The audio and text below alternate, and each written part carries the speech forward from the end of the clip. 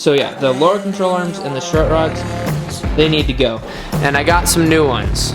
So with that, I got some new Hodgkins strut rods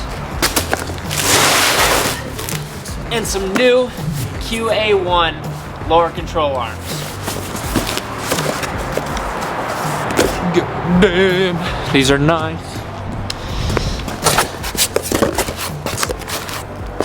Don't need that.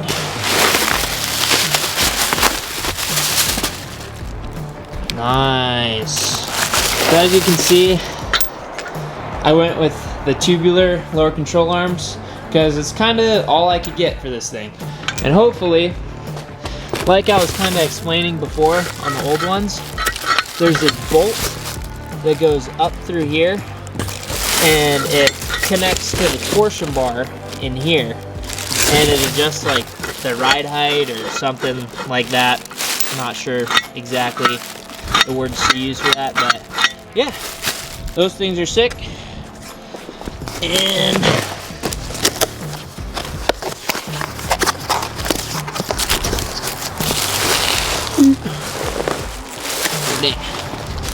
I might need to set you guys down.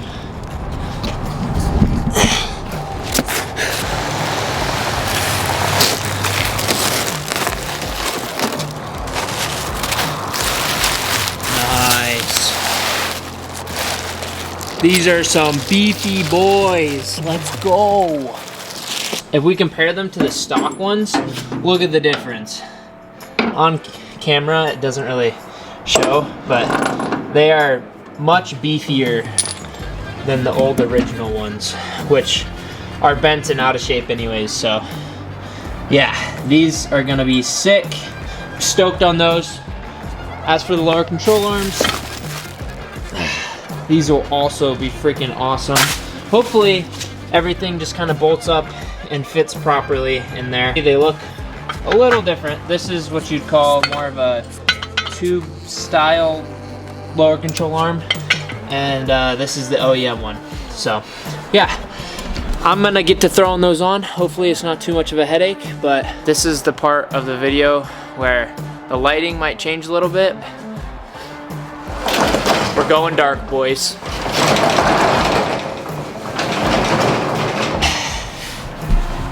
Yep, my freaking awesome sister bought me a Milwaukee Rocket light just for this sole purpose of this build series, and I'm so stoked on it. I hope the lighting isn't too bad. I try my best to get you guys the best angles that I possibly can without like shadows and things like that.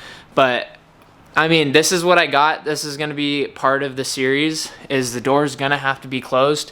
And right now, that's all I got for a light.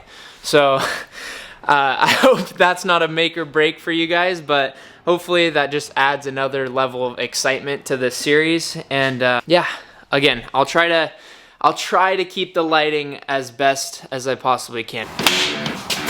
First things first, I'm gonna get these drum brakes off, and in order to do that, you have to pop off this little cover, and then behind it, there's a little nut they have to take off as well.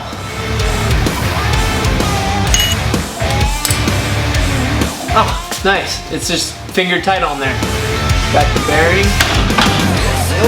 Now it's just held on by 4 bolts. Love this flashlight. I'm gonna take a second. Look at this flashlight. That's sick as boobs right there.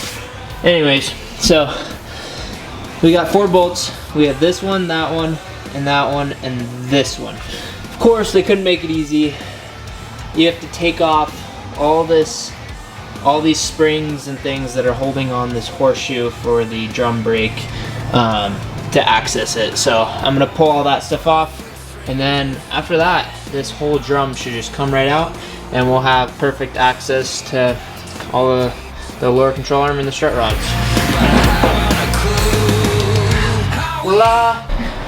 I'll tell you what, people complain about working out of their garage. Working in a storage unit is just on a whole nother level. I wish I had a freaking garage right now. We got our drum brake off. Here's our spindle. Now, I don't even know honestly if I had to take that off, but it'll just make it easier. I'm just gonna start pulling stuff off and yeah, putting new stuff on. Oh my God. I'm starting to realize why this car has taken so long to build. Wait a minute. I don't even know if I have to take that off to access the spindle. I do. I have to take it off. Oh, goodness. God. Why am I so confused right now? I just found out I don't even have to take that bolt out in the first place, so. Moving on. All right, it's been a while. This is what I've got done so far. I'll show you guys. So, let me get up. All right, so far I've gotten the drum brake off, exposed the spindle here.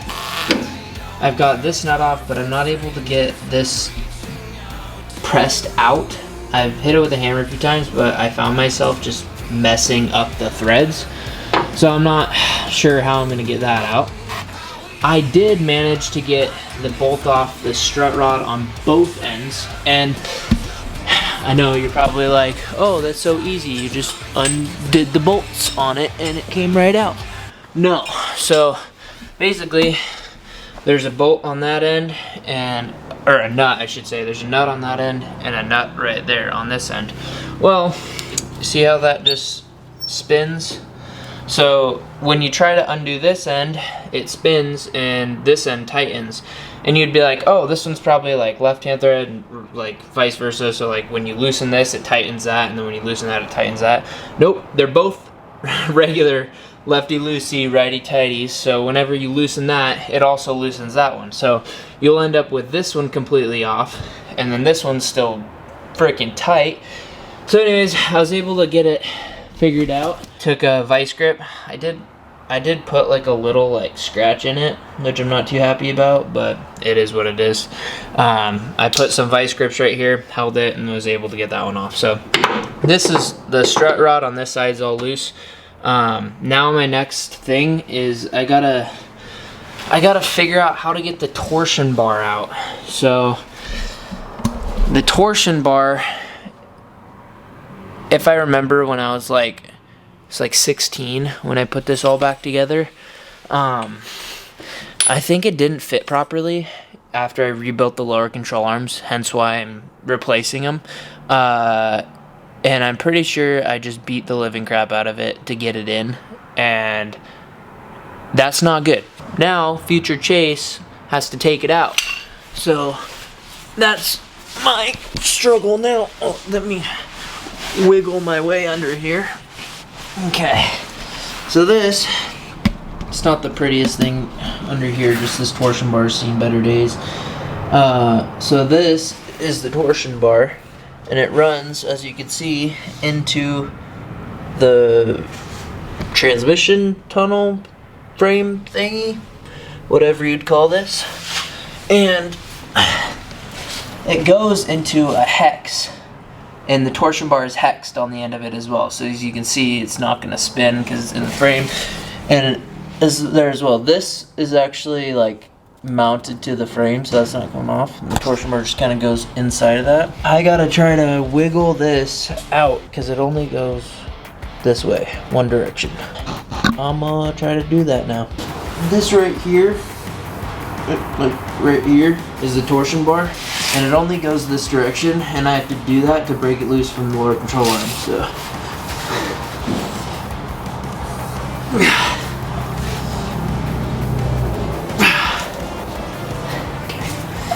I got this. Oh, fuck me. Maybe I don't got this. Oh! That hurt so bad, but I'm so happy. I broke it loose. I was doing that for 20 minutes.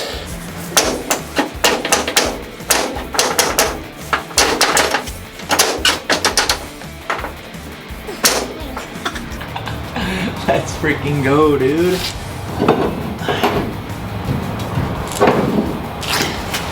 Alright. I'm gonna grab you guys under here. We're gonna get up close and personal. This is what I was kind of trying to explain with the torsion bar being it goes into the lower control arm down there, and it only comes out one way right here, as you can see, so you have to slide it all the way back out. We're making progress. I almost got the lower control arm out. Strut rod on one side is out, and then I'll have to do it all over again on the other side, but you guys don't have to see that.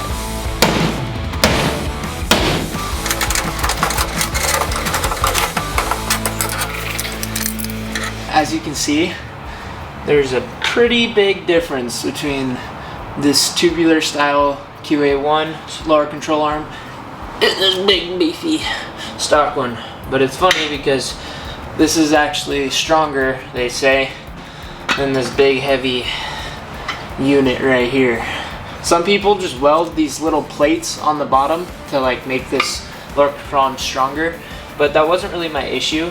And my issue was when I rebuilt it, I had to press these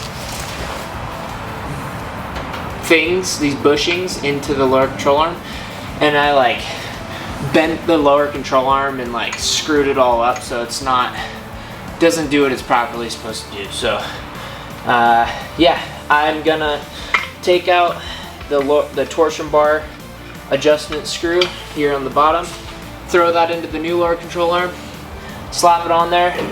I got this strut rod right here, kind of loosely mounted onto the K-frame, and yeah, this is freaking sick. I'm so stoked on this. So getting this stuff installed, and hopefully we don't have any issues. It's actually the next day here, and as you could see in that last clip, I was kind of struggling a little bit with my torsion bar coming out. So I went and I picked up this neat little tool that clamps onto the torsion bar, and it has a plate here, like an 1/8 inch plate that you get to beat on with a hammer to help it slide out. This tool is pretty self-explanatory. As you can see, torsion bar goes in here, clamps down with these 4 bolts, and oh, I only got 3 bolts. What the heck? With these 3 bolts, I don't know, they must have just not sent me the 4th bolt. And then you take a hammer and you beat on it, and it slides it right out.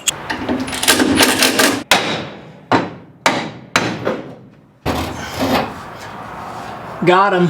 Well, here we are. I got both sides, left and right, lower control arm and strut rod put in, and I think that looks so clean. Just look at it.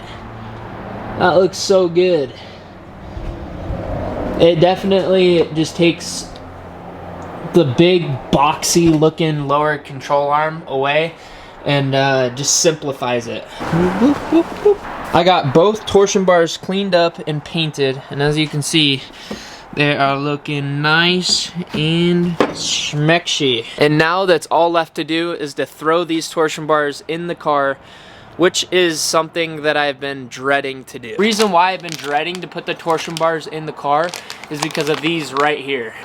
As you can see, there's this tiny little hole right there, and that has to fit around the hex right here, and it's supposed to make a super tight seal on the actual torsion bar. See, the head of the torsion bar is actually bigger than the actual shaft, which makes it much more difficult to get this little guy on there. This is actually the second set of torsion bar boots that I've picked up, because the first set actually ripped as I was trying to put it on. And yes, I had it all lubed up and everything, but it still was just too much for these to handle, and it split them right down the side. My solution to that was my dad and I made this, and this is actually made out of black walnut. The first one that we tried to make was, well, let's just say it didn't really turn out the way we thought it was going to. We shaved it all down, and it was actually too small. So we went outside and we grabbed a branch. What are you thinking? The first dildo wasn't big enough. Stop.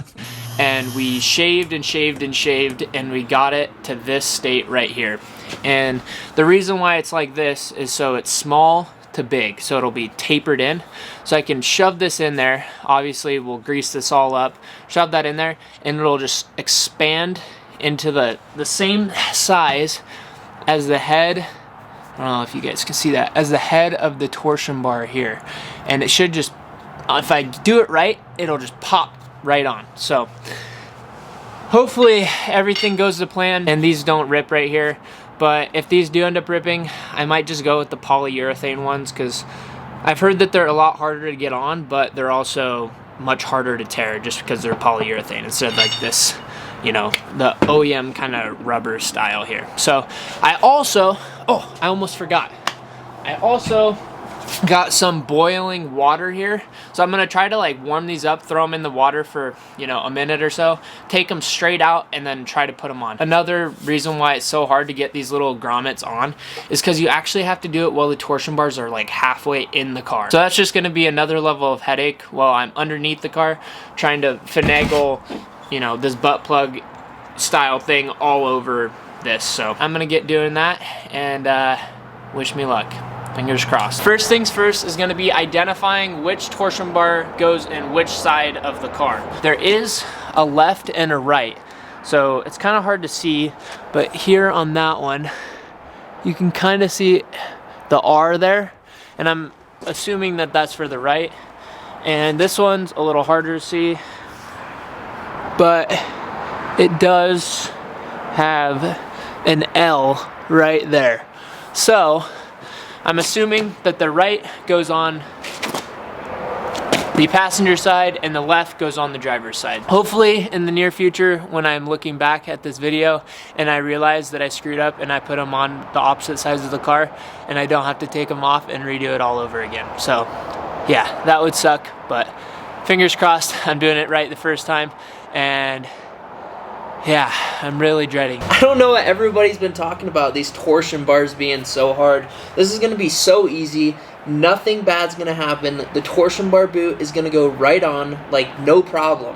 It's gonna slide right on there. I'm assuming if you're like sitting in the car, the right side of the car would be the passenger side. So I got the right torsion bar here, and it's just gonna slip right through this hole in the transmission tunnel, and it's gonna go right on. Come on. You're so close. Oh, okay. Huh. Yeah, it just slid right on there. Now, I have to crawl over here and get that torsion bar boot on there. Because basically, what it does is the torsion bar boot goes on there and it seals grease inside of there. You pack a bunch of grease in there and it seals around there. Getting that boot on is going to be a breeze. It's not going to be hard at all, okay? So we're going to get doing that. I'm going to throw it in some boiling water and should hopefully soften it up a bit. Should go right on. I got my boiling water here and I got my torsion bar boots. So I'm just going to start with one because I don't want to put it in here for too long, and like, I don't even know if it would melt it or something, but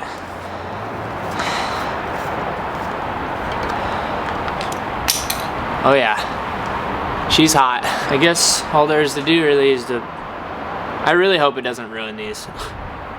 Put it in. Whoop. Uh-oh. I didn't think about getting it out. Get that all greased up. It's kind of nice because I don't have an engine in here to worry about. I can kind of just sit right up. Got the boot pulled out of the water. Move that aside. Oh my gosh. Oh!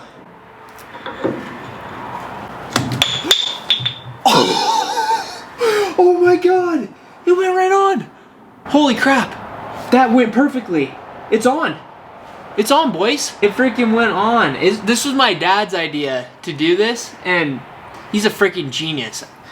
I could just kiss him right now. That was so good. See, I told you. I freaking told, I told you it would be easy, okay? I literally told you it would be this easy.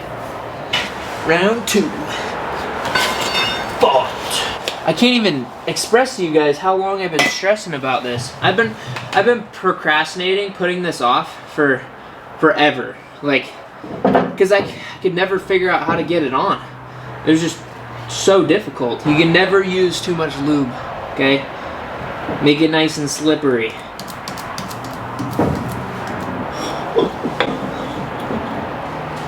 Yes! Let's freaking go! When you have the proper tools and like kind of think things through, nothing beats that. I think the next hard part is going to be to get them into the lower control arms, but if it went as smoothly as this did, I mean, this was the part I was stressing about. So other than that, I mean, I just got a packer full of grease, get her on there, put the little clip on the back, and move on to the next. One of the last things I'm able to do is put in these shocks. And I know that there's supposed to be the spindle and the drum brake assembly to go on, but spoiler alert, I'm actually converting this car into disc brakes. And unfortunately, the kit was supposed to be here like last week, but they had a little hold up and the kit is actually not going to be here for a few months. I know. I was freaking super upset when they said that, but I mean, there's not much really I can do. Other than just wait. So in the meantime, I'm going to be doing all the other stuff on the car that's going to be getting it prepared for the engine to go in, such as like the power steering, the steering column, the trims around the door, all the little miscellaneous things that I would need to do just to get this thing rolling and on the road for its first drive. I'm going to be doing. So don't think that I'm going to just stop making videos for you guys for the next few months. I'm going to still continue to put out content every week. And yeah, hopefully you guys enjoy this series. It's definitely been a long time coming. And I'm super excited to start wrenching on this car again. Everything's turning out exactly the way I wanted it to. Today we got the lower control arms in, the strut rods, the torsion bars, and even the torsion bar boots, which I could not be happier about. And you guys will just have to stay tuned for what's next. But if you guys have enjoyed the content so far, I would really appreciate it if you'd hit that like button, hit that subscribe button if you want to see more content with this car and this build series. As always, chase it, and I'll see you guys in the next one. Peace.